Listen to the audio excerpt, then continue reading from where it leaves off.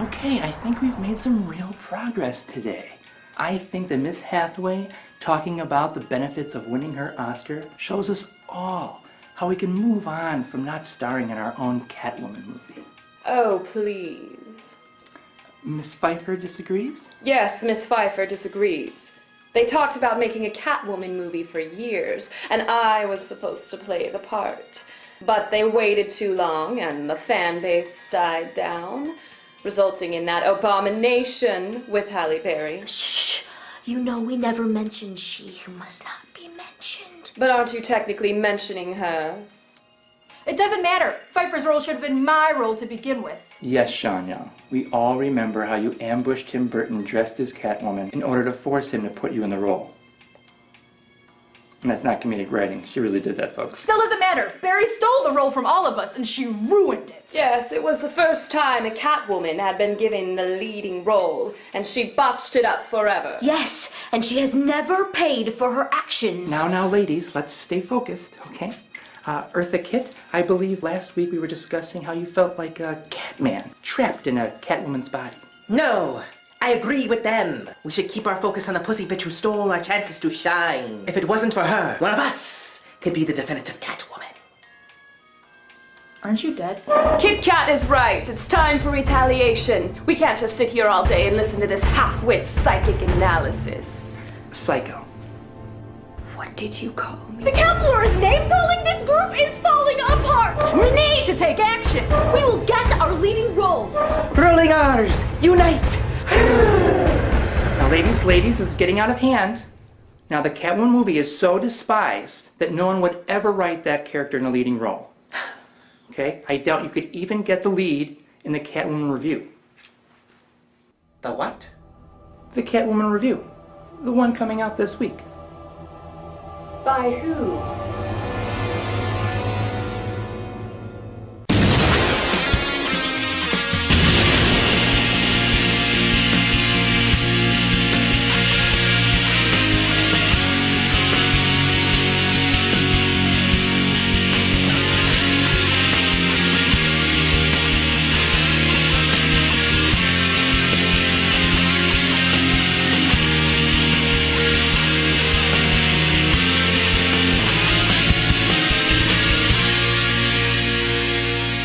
Hello, I'm the Nostalgia Critic. I remember it so you don't have to.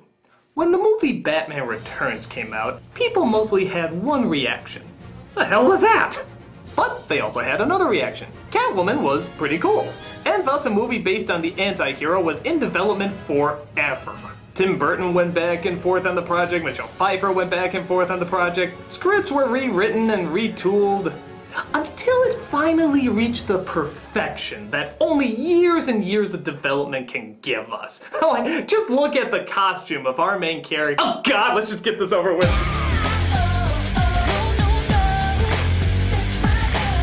This film not only tops a lot of worst comic book films of all time lists, but it also tops a lot of worst films of all time period lists. And you can definitely see why. It is a special kind of bad. The kind of bad that the main characters from the producers would put together as an intentional flop to cash in on some sort of money scheme. Yeah, that bad. I'd say let's review it, but really, this is more like a study. A study in asking the questions how, why, and... No, those are enough. Let's go ahead and study the epic failure that is Catwoman. It all started on the day that I died. We open with our main character deceased, obviously trying to symbolize the movie's ability of being dead on arrival. The day that I died was also the day I started to live. But we'll of course get to that later as we see the evil corporation our main character works for, Makeup. But they're trying to hide that better as the husband and wife owners of the company, the wife played by Sharon Stone, are stepping down from being its spokespeople because they just fucking look evil.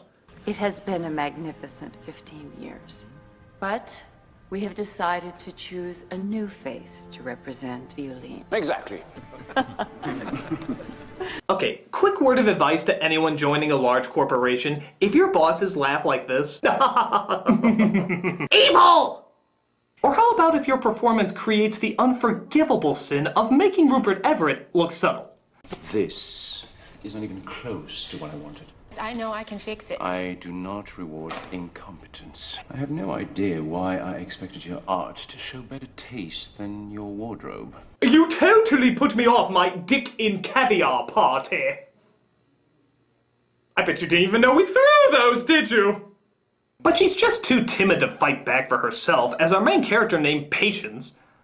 Yes, our kind, quiet innocent is named Patience. The same as naming these characters Meanie, Broody, or Evil! Still manages to get to his pity as he allows her to turn in the project tomorrow by midnight. But that's pretty tough, seeing how she can't even tell those hardcore parties with pink light bulbs to keep their music down. Excuse me, hi. Do you think you could just maybe turn the music down just... You'd better pray this isn't creating contrast for later. It's also difficult when other people's pets like to impossibly place themselves in dangerous situations so that others would try to save them instead of doing something sensible like calling the fire department. Hey, whoa, easy. Whatever it is you're thinking, whatever it is you're feeling, it's not worth it, you understand? Now look, I'm a cop. Maybe I can help. I know you read the reviews to the call! I'd be depressed too! So the cop saves her, but finds she's in a hurry to return to her everyday mundane job. So every day that this guy is in the exact same spot as before. Is the railing his desk? But the cop manages to find her and returns her wallet. Tom.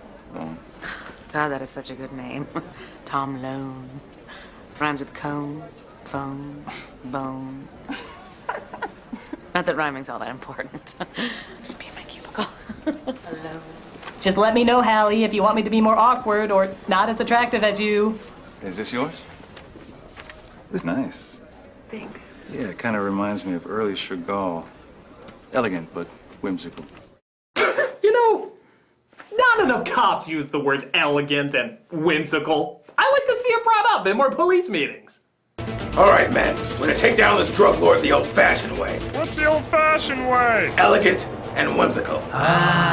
Peterson. Yes, sir. I want you to especially be enchanted and pleasant. You got it, sir. We're gonna break into this bastard's home, kick down his door, and introduce him to a world of wonder and merriment. Hey! Now, ready your boas.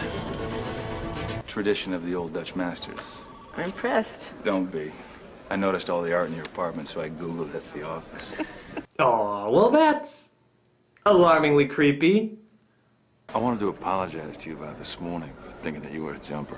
I was hoping I could make it up to you by taking you to coffee. So he apologizes to her for saving her life, and thus invites her out on a date to make up for it. You have to wear that leather outfit Lance and I got you for your birthday. Remember, I will never, ever, ever wear that leather outfit.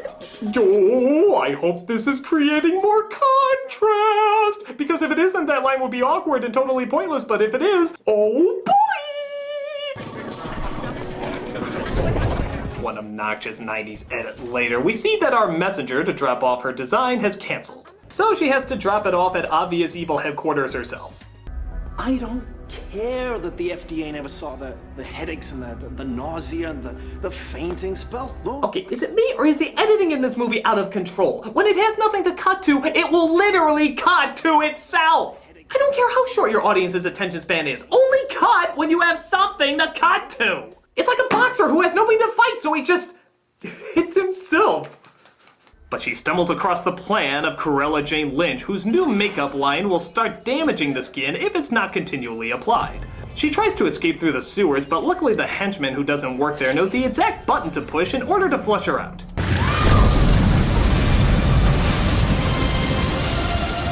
So she falls into the river, yet somehow ends up on some rocks far away from the river. Did the water just grab her? Where we see the embarrassingly bad animation left over from Puss in Boots comes in and quite literally breathes new life into her. I'm not even making that up. It literally breathes new life into her.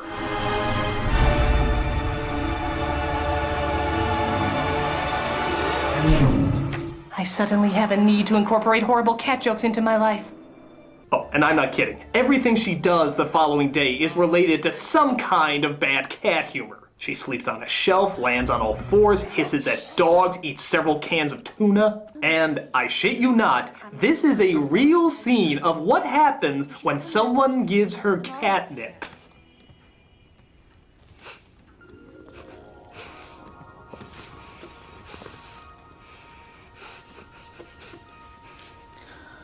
Catnip. Movie?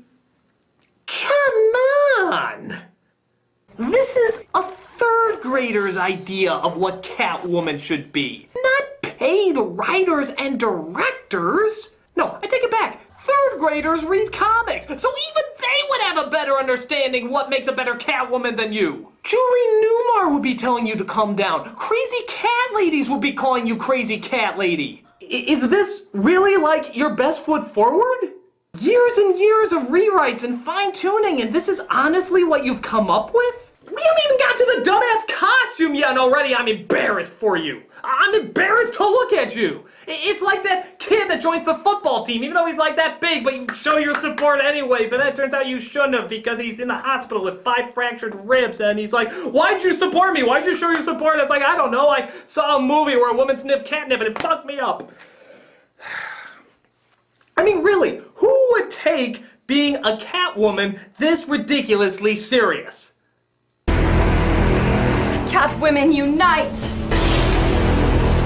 We will find this nostalgia critic and force him to have us star in his review. You know, ladies, I really don't think this is helpful to the healing process. Oh, but we have such plans for you. Yes, in a few moments, once we conveniently leave, that door will open to reveal a ferocious killer tiger, ripping you limb from limb, leaving only canceller bones. Thus concluding our death trap that ties into our villainous identities. Come, ladies, we have a critic to visit.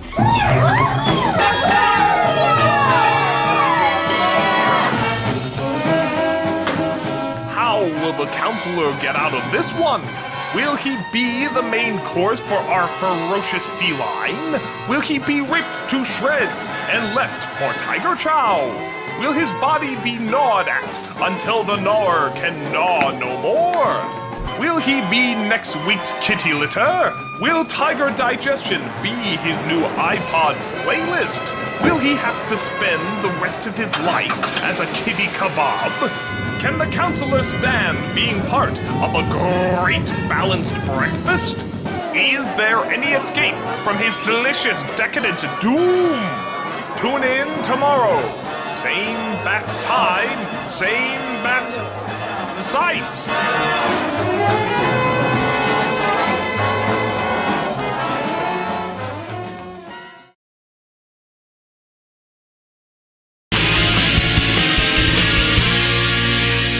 So oddly enough, Patience has no memory of being drowned, which is never really explained, but after this scene you could say she's a porcupine and I wouldn't question it. But she does remember that she forgot her date with her cop friend and leaves an apology coffee.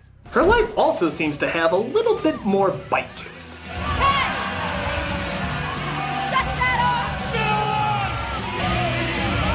I think someone's cooking up some contrast payoff! The opposite of what we saw before! The opposite of what we saw before! The opposite of what we saw before! But the contrast doesn't stop there. She gets on that leather outfit she said she would never put on and starts living up to her cat burglar name by stealing stuff. But it seems she now has a split personality, as in the morning she does remember stealing them and actually returns it with the word sorry written on it. She finally wants to know what the hell is going on, so she returns the cat named Midnight to its owner and asks what the hell is going on. You wrote this? I was a professor for 20 years. The goddess Bast. The mouths are sacred to Bast. They're her messengers. Oh, and here's a fun game. Bet yourself $10 that you can listen to this explanation of who she is without cracking a smile. You follow your own desires. This is both a blessing and a curse. You are a Catwoman, incredibly heightened. So I'm not Patience anymore? You are Patience. And you are Catwoman. You just lost $10, didn't you? So as she shows all the Photoshop pictures of history, she says that she has been given a gift that's been passed on through the ages, and that she has tried to prove this theory as a professor in the past, but nobody has ever believed her. Why? Male academia. I'm sorry, what was the reasoning again? Male academia.